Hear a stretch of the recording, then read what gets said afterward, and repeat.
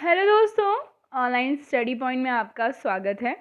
So guys, आज है 29 नवंबर और 29 नवंबर से बनने वाले सभी करंट अफेयर्स के क्वेश्चन, उसकी सारी की सारी इंपॉर्टेंट डिटेल्स, जिनमें हम बहुत सारा स्टैटिक पोर्शन भी कवर कर लेते हैं, पिछली वीडियो का रिवीजन, साथ ही साथ मोस्ट रिपीटेड क्वेश्चंस हम डिस्कस करेंगे जो कि आपके हर एग्ज़ाम में पूछे जाते हैं। तो फटाफट से वीडियो को लाइक कर दीजिए, शेयर कर दीजिए। मैंने आपको बताया है कि अभी हमें बहुत इम्पॉर्टेंट है आपका सपोर्ट, तो प्लीज़ वीडियो को ज़्यादा से ज़्यादा लाइक और शेयर ज़रूर करें। और जो भी लोग वीडियो को पहली बार देख रहे हैं, चैनल पर नए हैं, वो इसको सब्सक्राइब करना नहीं भूलिएगा एंड बेल आइकन ज़रूर प्रेस कीजिएगा, जिससे जब भी कोई नया वीडियो अपलोड हो तो आपको उसका नोटिफिकेशन मिल जाए। साथ ही साथ आप हमारा मोबाइल एप्लीकेशन डाउनलोड कर सकते हैं, जिसमें आपको डेली के फ्री पीडीएफ्स मिल जाएगा, क्विजेस मिल जाएंगे, ऑडियो रिवीजन और भी बहुत कुछ। ओके, सो देखते हैं हाल ही में किस राज्य अथवा केंद्र शासित प्रदेश के द्वारा भारत की पहली साइबर तहसील बनाने का फैसला किया गया है। तो साइबर तहसील जो है बनाने का फैसला किया गया है मध्य प्रदेश गवर्नमेंट के द्वारा। किसके द्वारा? मध्य प्रदेश गवर्नमेंट के द्वारा। और इसके अलावा मध्य प्रदेश से हमने और क्या डिस्कस किया था कि भाई सबसे ज़्यादा नेशनल पार्क्स मध्य प्रदेश में हैं। अभी थोड़े समय पहले यहाँ के नए गवर्नर बने हैं मंगू भाई छगन भाई पटेल, ठीक है। और अगर हम देखें ट्राइबल पॉपुलेशन के बेसिस पर, तो सबसे ज़्यादा ट्राइब्स की पॉपुलेशन है वो मध्य प्रदेश में ही है। मध्य प्रदेश की जो सबसे बड़ी ट्राइब है, जो जनजाति है, वो भील है। और इंडिया की अगर देखें तो कौन सी है? गोंड है। ओके, नेक्स्ट देखेंगे क्वेश्चन हमारा। हाल ही में शेख सबा अल खालिद अल सबा, क्या नाम है? हाल ही में शेख सबा अल खालिद अल सबा को किस देश का नया प्रधानमंत्री बनाया गया है? तो ये बनाया गया है कुवैत का। और कुवैत की कैपिटल मैंने आपको बता दी थी, क्या थी? कुवैत सिटी थी। ओके, हाल ही में चर्चा में रहा ओमिक्रॉन। तो ओमिक्रॉन क्या है? तो ये भी हमने देखा था, कोरोना वायरस का एक नया वेरिएंट है जिसका नाम रखा गया, जो कहाँ मिला है? साउथ अफ्रीका में मिला है, जिसका नाम रखा गया है ओमिक्रॉन। ओके, सो नेक्स्ट देखेंगे हम 24 से 27 नवंबर 2021 तक आपदा प्रबंधन पर 5वीं विश्व कांग्रेस कहाँ आयोजित हुई है? तो ये हुई है न्यू दिल्ली में। और हाल ही में जल शक्ति मंत्रालय ने किस अन्य मंत्रालय के साथ मिलकर रिवर सिटीज अलायंस लॉन्च किया है? तो इसका आंसर है आवास एवं शहरी कार्य मंत्रालय। अगला देखेंगे, स्वीडन की किस पहली महिला प्रधानमंत्री को पद संभालने के कुछ ही घंटे के बाद इस्तीफा देना पड़ा है? तो इनका जो नाम है वो क्या है? मैगडलेना एंडरसन। और ये भी याद रखना है कि ये स्वीडन की पहली महिला प्रधानमंत्री थी। ओके, हाल ही में कॉलिंस डिक्शनरी के द्वारा जो है किस शब्द को वर्ड ऑफ द ईयर 2021 घोषित किया गया था? तो ये क्या था? NFT, जिसको मैंने कल बहुत अच्छे से आपको समझाया था। राष्ट्रीय अंगदान दिवस मनाया जाता है 27 नवंबर को, ठीक है। तो जब भी कोई भी इम्पोर्टेंट ईयर बताऊं मैं किसी मंथ का, सो आपको सारे के सारे इम्पोर्टेंट ईयर उस मंथ के सारे के सारी इम्पोर्टेंट जो डेट्स हैं वो जो है रिकॉल हो जाने चाहिए कि 14 नवंबर को क्या था, 19 नवंबर को क्या था, इस टाइप से। ओके, साहित्य अकादमी अवार्ड विजेता जो हैं, क्या नाम है? प्रसिद्ध असमी कवि हैं जिनका अभी निधन हो गया है, तो इनका नाम था सनंत तांती। लास्ट देख लेंगे क्वेश्चन, बांग्लादेश के किस क्रिकेटर एवं T20 कप्तान ने टेस्ट फॉर्मेट से संन्यास लेने की घोषणा की है? तो ये कौन है? Mahmudullah Riyadh. Okay, so guys, ये हमारा था रिवीजन और आज की वीडियो हम शुरू करेंगे इसी के साथ। पहला क्वेश्चन है हमारा, हाल ही में भारत ने किस देश के साथ संयुक्त सैन्य अभ्यास शक्ति 2021 का छठा संस्करण संपन्न किया? तो देखना क्वेश्चन से हमें क्या क्या इन्फॉर्मेशन मिलती है कि एक संयुक्त सैन्य अभ्यास हुआ है, कौन सा? शक्ति। और इसका एडिशन जो संस्करण है वो कौन सा है? छठा एडिशन है। किस देश के साथ हुआ है? तो ये हुआ है फ्रांस के साथ। किस देश के साथ? फ्रांस के साथ। बात करेंगे इसके बारे में, द्विवार्षिक है। सबसे पहली बात, भारत फ्रांस संयुक्त सैन्य अभ्यास शक्ति 2021 का छठा संस्करण है, जो 26 नवंबर 2021 को फ्रांस में संपन्न हुआ। शक्ति 2021 में 12 दिनों का गहन संयुक्त सैन्य प्रशिक्षण जो है शामिल है। अब देखिए, यहाँ पर याद रखने वाली बात यह है कि इसमें सैन्य प्रशिक्षण होता है, ठीक है। सेना जो है इसमें शामिल होती है, तो कभी आ जाए कि नेवी और एयरफोर्स ये सब, तो हमें पता होना चाहिए कौन इसमें पार्ट ले रहा है। ओके, इस अभियान के दौरान दोनों देशों की सेना ने आतंकवाद और काउंटर इंसर्जेंसी वातावरण में चरमपंथी समूहों पर जो है अपनी युद्ध शक्ति का प्रदर्शन किया है। और साथ ही साथ इस अभ्यास ने दोनों पक्षों को संयुक्त राष्ट्र चार्टर यानी कि जो यूनाइटेड नेशंस का चार्टर है उसके तहत संयुक्त वातावरण में आतंकवाद विरोधी अभियानों में प्रशिक्षित करने का अवसर प्रदान किया है। और ये अभ्यास शुरू कब हुआ था? 2011 में शुरू हो गया था। ठीक है, और हर 2 साल में ये वो किया जाता है। ठीक है, सो भारत और फ्रांस के बीच और कौन से सैन्य अभ्यास हैं? तो जो एक वरुण है जो एक नौसेना अभ्यास है, दूसरा है डेजर्ट नाइट, ये बहुत इंपॉर्टेंट है, और गरुड़ जो कि एक वायु अभ्यास है। ठीक है, चलिए ये लोकेशन देख सकते हैं आप फ्रांस की, यूरोप में स्थित एक देश है, इसकी कैपिटल पेरिस है, जहाँ पर एक बहुत इंपॉर्टेंट ऑर्गेनाइजेशन का हेडक्वार्टर है विच इज़ यूनेस्को। ठीक है, United Nation education and scientific cultural organisation. ठीक है, और मैं आपको बताऊं इसकी जो स्थापना है 1945-46 में हुई थी, और जो इसकी अभी डायरेक्टर जनरल हैं वो आंद्रो अजोले हैं। साथ ही आप याद रखेंगे इंडिया में यूनेस्को जो वर्ल्ड हेरिटेज साइट हैं, पहले 38 थी, अब 40 हो गई हैं। 2 नई साइट्स कौन कौन सी? तो वो भी आपको याद रखना है, तेलंगाना का जो रामप्पा टेम्पल है। ठीक है, कौन सा? रामप्पा टेम्पल जो है वो, और जो 40वीं है वो गुजरात का ढोलावीरा जो कि सिंधु घाटी सभ्यता की एक साइट है। ठीक है, इंडस वैली सिविलाइजेशन की। तो दोनों को ही अभी यूनेस्को वर्ल्ड हेरिटेज साइट में शामिल किया गया है, तो इंडिया में अब 40 हो गए हैं।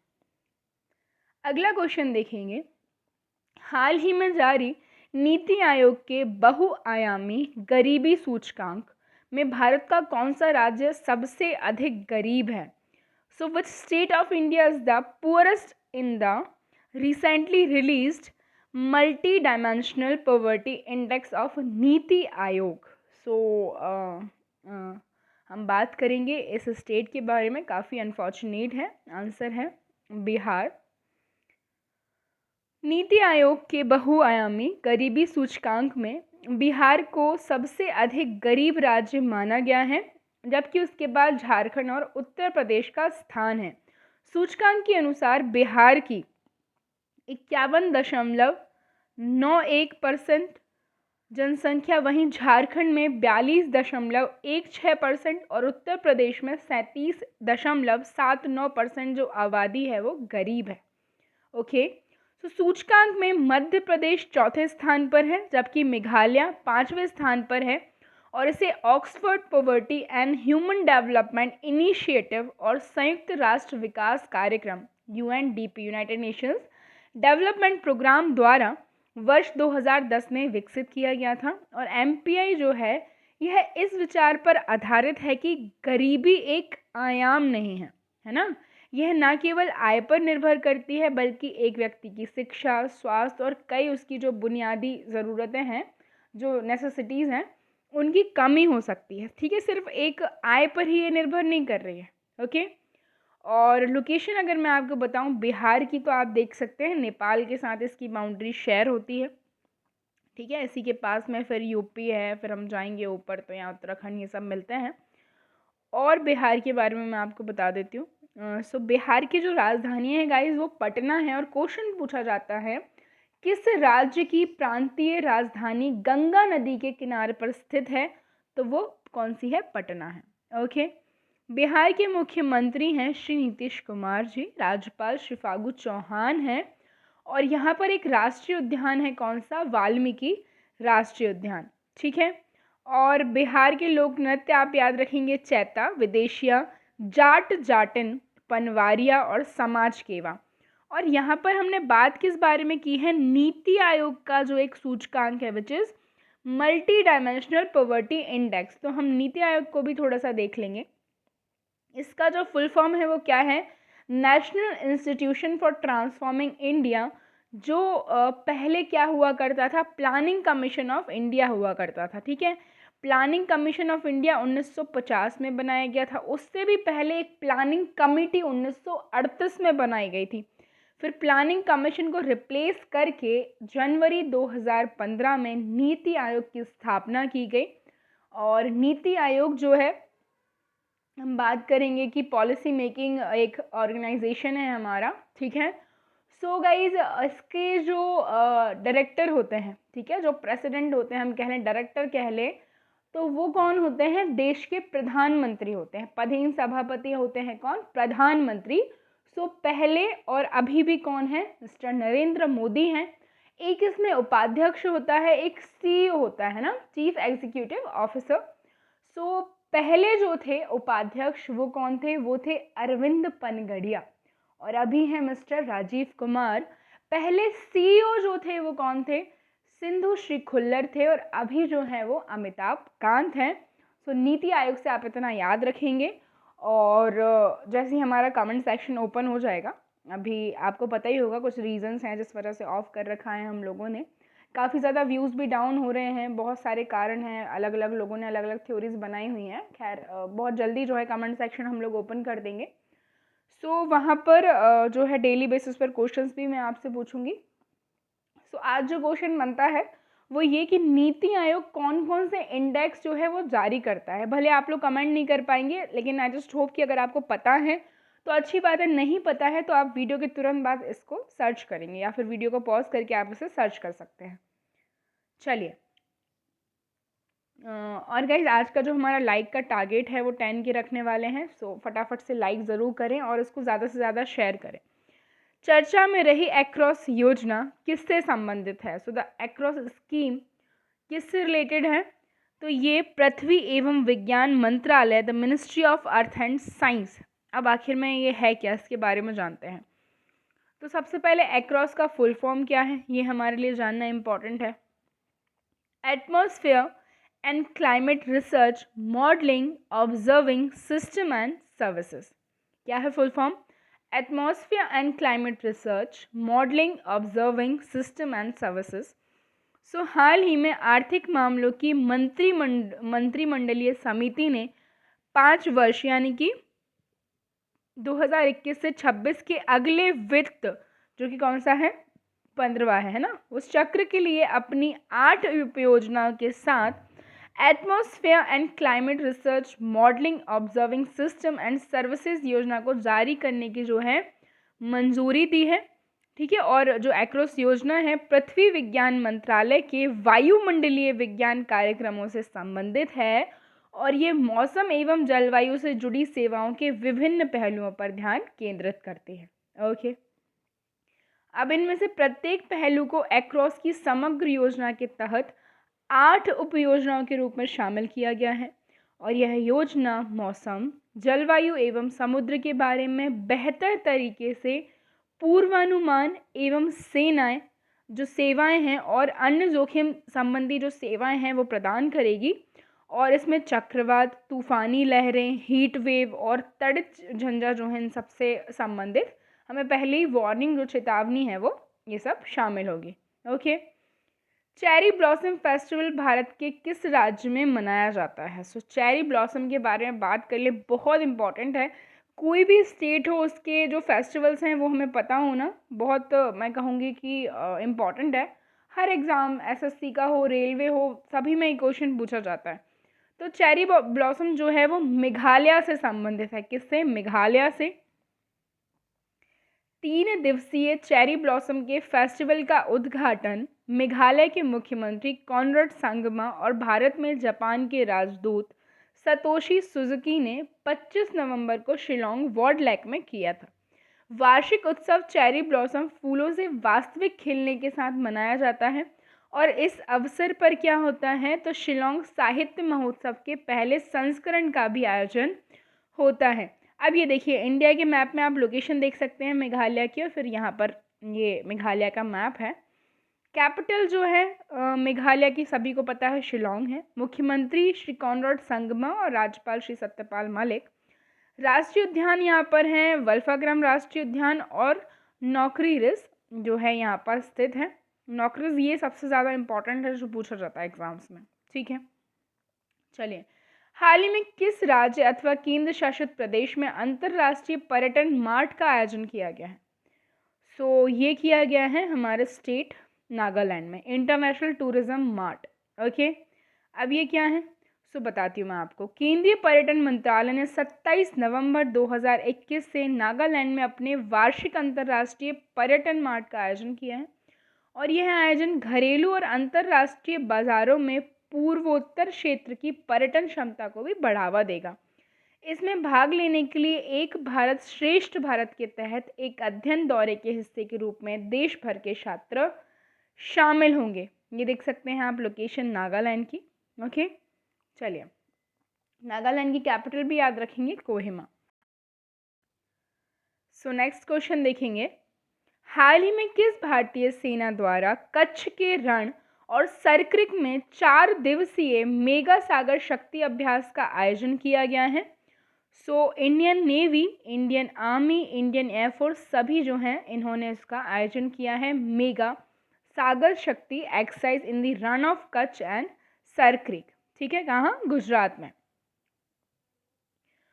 सैन्य अधिकारियों ने कहा कि कच्छ प्रायद्वीप के क्रीक सेक्टर में 4 दिवसीय मेगा सैन्य अभ्यास में भारत की युद्ध क्षमता और किसी भी बहुआयामी सुरक्षा खतरे का सामना करने की तैयारी का गहन परीक्षण किया गया है, और ये 19 से 22 नवंबर तक हुआ है, और इसमें भारतीय सेना, भारतीय नौसेना, वायुसेना सभी ने भाग लिया है।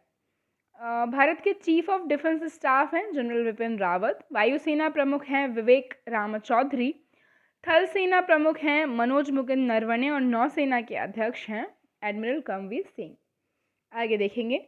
हाल ही में किसके द्वारा दुनिया का पहला multi modal brain imaging data और एनालिटिक्स लॉन्च किया गया है? ये लॉन्च किया गया है गाइस जितेंद्र सिंह के द्वारा। जितेंद्र सिंह जी, इनके बारे में बात करेंगे हम। विज्ञान और प्रौद्योगिकी मंत्रालय के केंद्रीय राज्य मंत्री स्वतंत्र प्रभार डॉक्टर जितेंद्र सिंह ने परियोजना स्वदेश का उद्घाटन किया है। ओके, स्वदेश परियोजना अपनी तरह का पहला बड़े पैमाने का मल्टी मॉडल न्यूरोइमेजिंग डेटाबेस है, जिसे विशेष रूप से भारतीय आबादी के लिए डिज़ाइन किया गया है।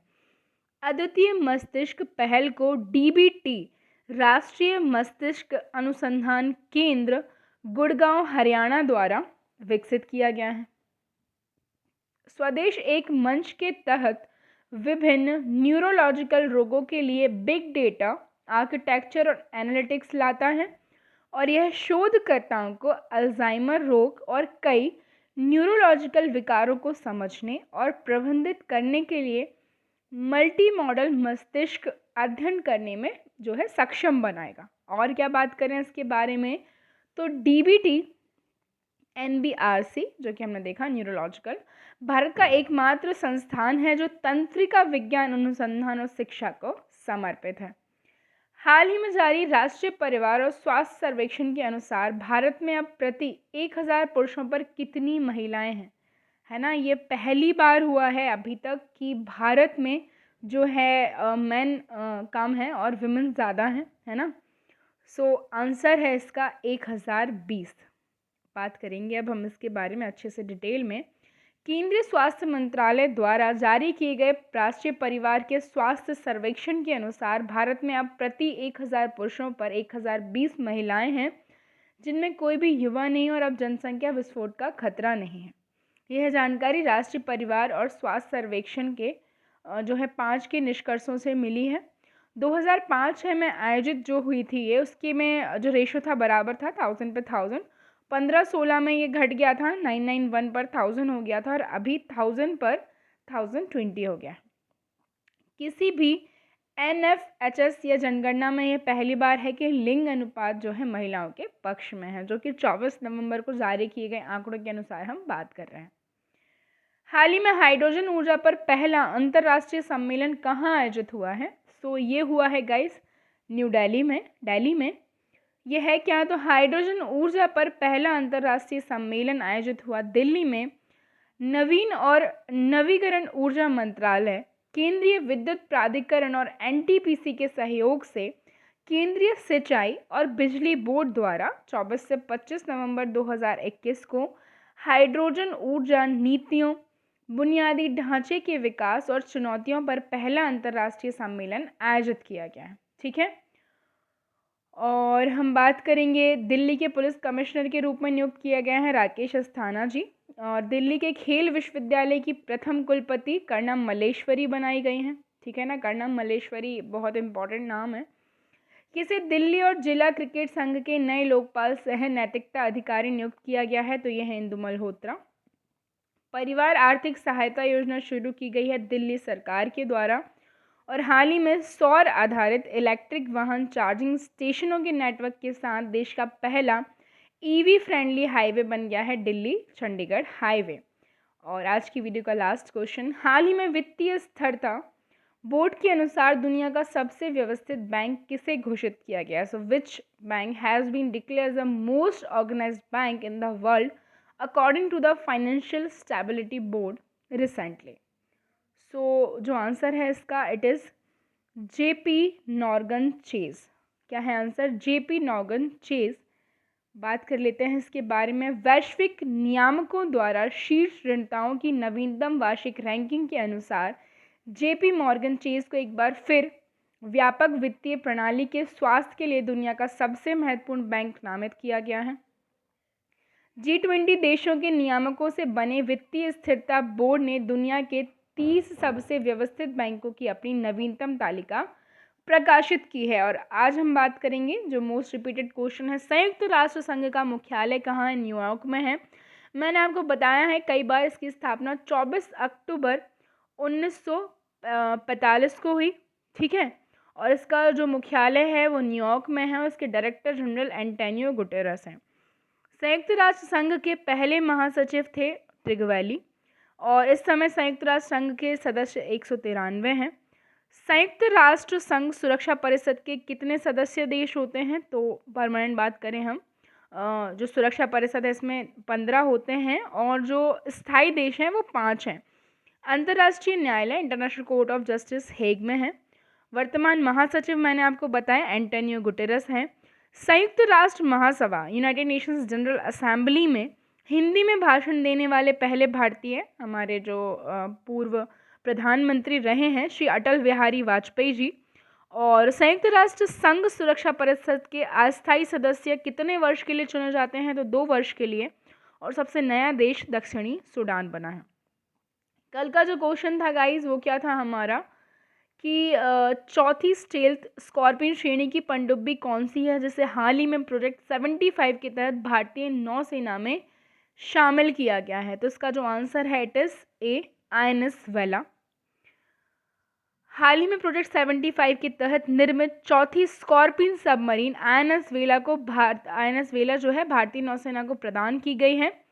प्रोजेक्ट 75 के तहत शामिल स्कॉर्पियन श्रेणी की पनडुब्बियां डीजल इलेक्ट्रिक प्रपल्शन सिस्टम द्वारा संचालित होती हैं। और आज का जो क्वेश्चन है, किस वित्तीय निकाय से सुरक्षित और प्रभावी कोविड जो वैक्सीन की खरीद के लिए भारत को $1.5 बिलियन के ऋण को मंजूरी दी है? सो जो ऑप्शंस हैं वो हैं ADB, world bank, new development और European bank for reconstruction and development. So आप लोगों को आंसर देना है। एंड ये जो थी आज की वीडियो थी गाइज, आई होप वीडियो आपको पसंद आई हो। उसे जल्दी से लाइक करें, शेयर करें अपने सभी दोस्तों के साथ। एंड अगर आप चैनल पर नए हैं तो इसे सब्सक्राइब करना नहीं भूलेगा। And thank you for watching.